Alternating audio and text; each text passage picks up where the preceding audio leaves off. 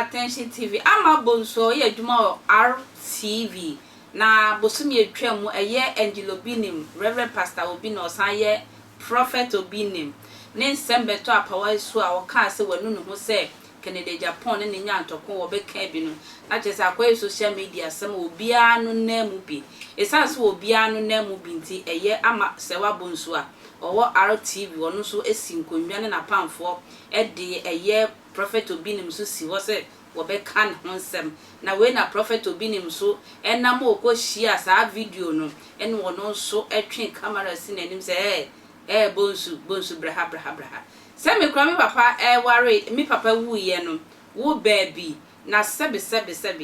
we dia no odi Prophet Obinim se wo hia eye Serwaa Bonsu no na motwe mu se bon ankasa wo sebe ma na wo nipa akasa na se nipa papa ka me ho nsem wo social media wo Serwaa Bonsu se me nim wanka na asem wo ka bi ebe me ya oho kankan oho metumetu oho sentinti se bi obi akra ntena wo nchen ewayi na se we a spiritual man versus carnal woman and talk how we are no bedi Serwaa Bonsu so abetna se ye Prophet Obinim abeka se wo hia no ne hombon na so abetna ntenten so egu nanim asede a wono so eja ne makuma sinsu akodo nya wono so diduabo ejinem mayanko tie ne ekọ so wo Bonsu enumra kwasia bi ti so Obinim wo se dai wo hia no wo yi ase na me hobon Obinim me mu odua da fisi wo me nenso ne sa wo Obinim wo hia are na me chia wo no sa na me hobon na me hom ase me hobon a me du gya wiase abosom ni wiase nsuo nyina se abosom ni wuni Obinim sa wo kwase asem no nkura asem no o se me ni di atam ata se but unya asem bi abeka ujimi na egu wa sorry na sa na wo do ani bi de beso mi so dia Obinim ameka asem kiro me repeat bi mu say first no na e de ho akwase enkwasum bi mu ana na e de wan sidia na sabe yentimi nkasa enne Obinim minu bedi pepepe wo se de adana hu mi wo yi aso na me ho bon me repeat Obinim me ka me nsam stia sana me ho ana ase me ho bon a du gya nsu a wo wiase nyina sa me sona me so me ho bon ana me so me ho mo me so me de me so me ho eja wiase nsu nyina Obinim Jimmy nti on baby say wakwa kuduro on kwase akeka okeka wo fra ho nya me sofo Obinim me ni di atamu batunim kwa me nsu achimi unim nyansa wo fra ho sofo mo se Kristo baaye enema bebre na didi no odi ana edi edi wo asam kakra bi wa chimi nti na wudi nkwase asam Obinim me no bebi ni pe me nu afia so asene kakra do di chewu me ka che osame wo time na uma nkwase afode sekan ni we ba RTV no that time na me so acha keto ne ya manyini ya kanti mi nye jimisam enkyere me Obinim me to me nye makeup me ti me nye me no yere fon no na se ho Obinim mendeme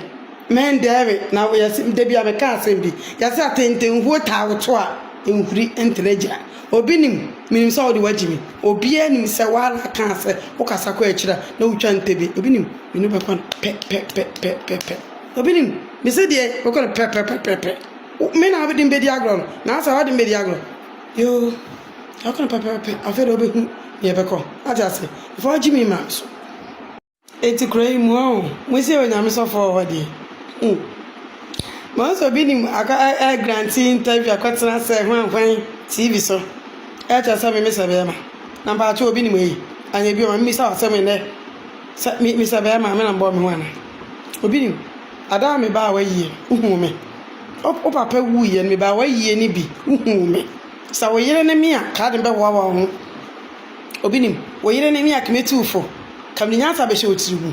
ka wonkura asem a ye na sorry dem ka beja ka wonkwala asem no me passport every mpaboa mu mi tu akosoro me ye we ni ensa asatente enkura asem no me kememu agyan science me hu say wadwini sa o se na me ka kire o say na me hu so bi bo aso na nipa bo bi di ma sorry o ma weta asa no papa te ase ane mpo mu abusuani ana sanse mu na adwene no ne sa